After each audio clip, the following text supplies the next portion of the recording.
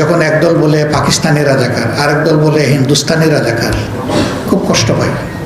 Doctor Shafiqur Rahman, যিনি দেশের বৃহত্তম ধর্মভিত্তিক রাজনৈতিক দল বাংলাদেশ জামায়াত ইসলামীর আমির, দশম শ্রেণীতে পড়াকালে জাসদ ছাত্রলীগের হাত ধরে রাজনীতিতে প্রবেশ করলেও সময়ের পরিক্রমায় হয়ে উঠেছেন দেশের অন্যতম প্রভাবশালী রাজনীতিক।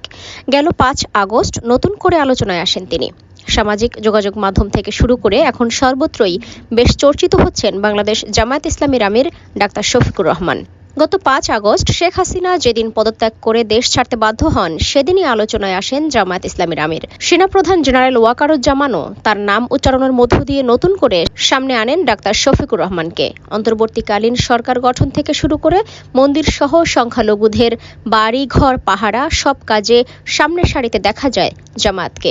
বৈষম্য বিরোধী ছাত্র আন্দোলনের সময় শহীদ পরিবারের সঙ্গে সাক্ষাৎ করে অর্থ সহযোগিতা এবং সবশেষ বানভাসী মানুষের পাশে দাঁড়িয়ে জামায়াতের আমিরের দেয়া বক্তব্য মন জয় করেছে নেটিজেনদের। 1958 সালের 31 অক্টোবর মৌলভীবাজারের কুলাউড়ার সম্ভ্রান্ত পরিবারে জন্মগ্রহণ করেন শফিকুর রহমান। মোহাম্মদ আরব মিয়া ও খতিবুন্নেসা দম্পতির 5 সন্তানের মধ্যে তৃতীয় তিনি। তারা 3 ভাই 1 বোন। 1973 সালে স্থানীয় বরমচাল উচ্চ বিদ্যালয়ে দশম শ্রেণীতে পড়ার সময়ই রাজনীতিতে হাতেখড়ি হয় শফিকুর রহমানের। ওই বছরই তিনি যোগ দিয়েছিলেন জাসদ ছাত্রলীগে।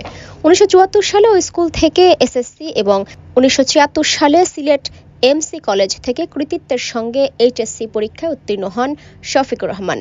সিলেট মেডিকেল কলেজে ভর্তির পর তিনি পরিচিত হন বাংলাদেশ ইসলামী ছাত্র শিবিরের সঙ্গে।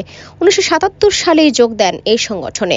পরে সভাপতির দায়িত্ব পালন করেন সিলেট মেডিকেল কলেজ এবং সিলেট শহর শাখায়। 1983 সালে এমবিবিএস ডিগ্রি অর্জনের পর চিকিৎসা সেবায় আত্মনিয়োগ করেন ডাক্তার শফিকুর রহমান। পাশাপাশি জামায়াতের রাজনীতির সঙ্গেও একাত্ম হন তিনি। 1984 সালে জামায়াত ইসলামীতে যোগদানের মাধ্যমে বৃহত্তর রাজনীতিতে পদার্পণ করেন ডাক্তার শফিকুর রহমান। দায়িত্ব পালন করেন সিলেট শহর এবং জেলা মহানগরীর আমির হিসেবে।